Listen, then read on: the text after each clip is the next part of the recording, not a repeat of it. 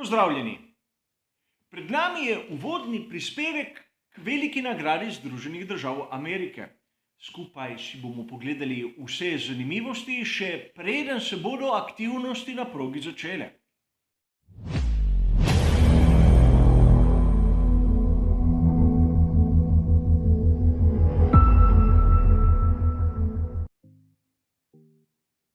V uvodnih prispevkih, vezanih na velike nagrade, si zmeraj najprej pogledamo neko dirko iz preteklosti, nato se ustavimo pri samih lastnostih proge in na koncu si ogledamo tudi vremensko napoved.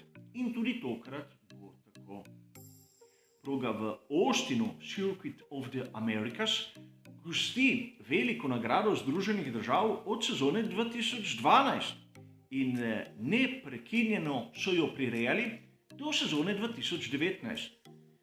Seveda, lani zaradi pandemije COVID-19 niso izvedli velike nagrade Združenih držav in letos se dirka ponovno vrača na koledar. Tokrat si bomo ogledali tisto, kar se je zgodilo leta 2018.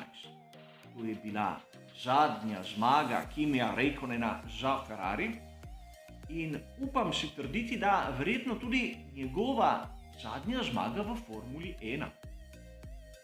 Kolikor vam je znano, na progi v Austinu v turbohibridni dobi so skoraj zmeraj zmagali vozniki tovarniške ekipe Mercedesa.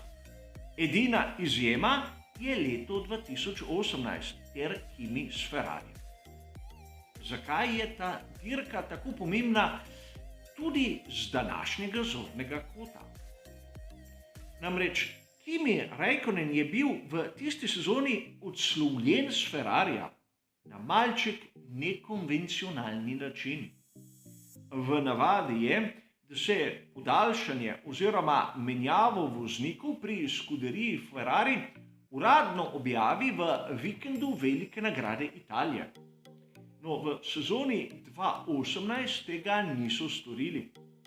Izgleda, da so Kimiju nekaj sporočili. Namreč na kvalifikacijah je postavil tisti znameniti rekordni krog. Komaj po veliki nagradi Italije, ko publike ni bilo več na tribunah, je Maurizio Arrivabene se zahvalil Kimiju za njegovo požrtvovalnost v skuderiji Ferrari ter naznanil njegov odhod. Kot dobro vemo, ga je nadomestil Charles Leclerc. A Kimi je hotel dati tisti svoj zadnji labodji spev pri skuderiji Ferrari in to mu je uspelo na veliki nagradi Združenih držav. Seveda, takrat je bil prvi voznik Sebastian Vettel, ampak v tistem vikendu je pokazal vso svojo krhkost. Namreč že na kvalifikacijah je bil kaznovan in tako je Kimi, ki je dosegel tretji čas, začel iz drugega štartnega mesta. Najhitrejši, seveda, Lewis Hamilton. A na dirki so pri skuderiji Ferrari prikazali enkratno predstavo, tako ekipa kot sam Kimi. Kimiju je uspelo zmagati dirko za veliko nagrado Združenih držav samo z enim postankom, medtem ko Lewis Hamilton je imel na primer 2. Sebastian Vettel pa je že na štartu začel delati napake in to ga je stalo uvrstitve na zmagovalni oder. Fantastična dirka Kimija, kjer je končno začel tekmovati zase in ne za skuderijo Ferrari. Vsaj tak občutek smo dobili mnogi navdušenci. In videlo se je, kako pomembna je bila njegova vloga pri skuderiji Ferrari, kajti Sebastian Vettel kot tisti glavni antagonist Lewisu Hamiltonu leta 2018 je bil čisto izgubljen. Dirka se je končala s prvim mestom Kimija, na drugem mestu Max Verstappen, tretji Lewis Hamilton. Seveda že omenjeni Sebastian Vettel na četrtem mestu. A proga v Austinu ima izjemno zanimive karakteristike. Kolikor se najprej ozremo na tisto standardno tabelo, ki nam jo daje Pirelli, bomo ugotovili, da vrednosti so tam okrog 3 na sredini razpona.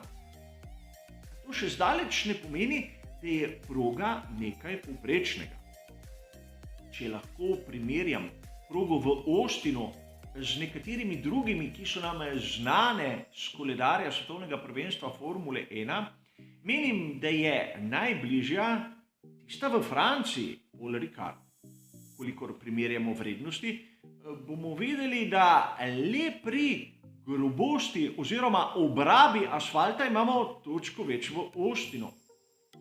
In prav asfalt bo ena izmed tistih bistvenih točk za razumevanje dirke.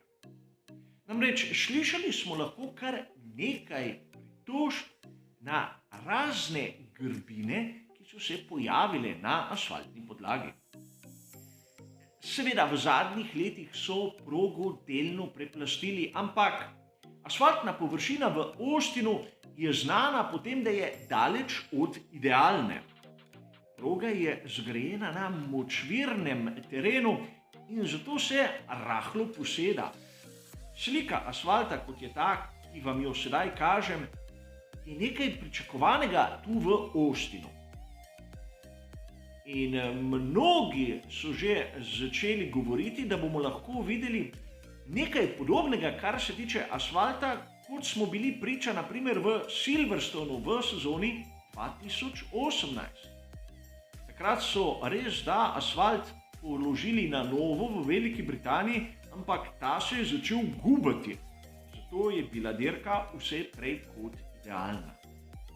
Torej, če pustimo malce pri kraju same lastnosti proge, bomo videli, da stanje asfalta zna biti ključno tu v Austinu. Izbor pnevmatik, seveda srednji C2, C3 in C4. Poglejmo si še za trenutek vremensko napoved. Tu v Austinu v zadnjih sezonah skoraj da nismo videli deževne dirke. V celotni zgodovini smo imeli nalive le enkrat, leta 2015. Takrat je prišlo tudi do sprememb in premikov v urnikih, ampak za ta dirkaški vikend nimamo teh skrbi. Po napovedih je najlepše vreme v petek.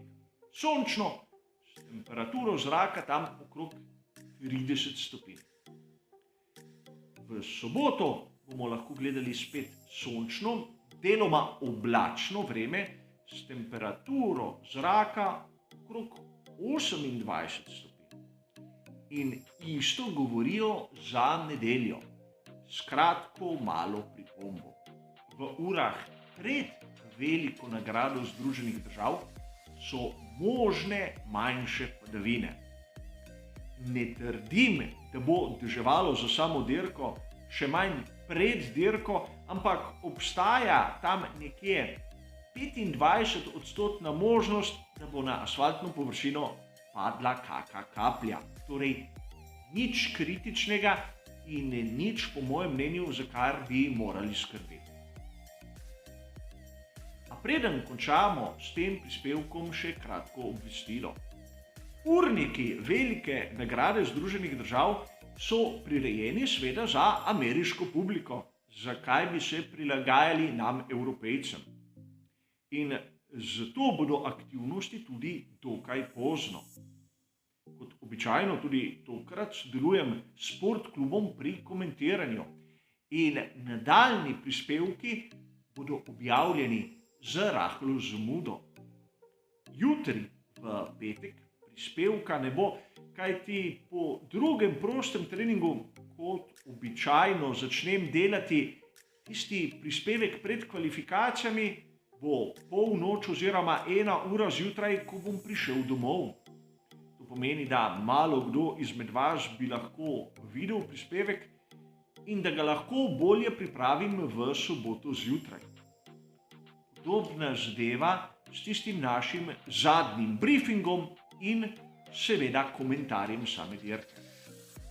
Upam, da ne bo prehudo počakati tistih nekaj ur, da prispevke pripravim tako, kot je treba, z dobrimi podatki in s čim manj napakami.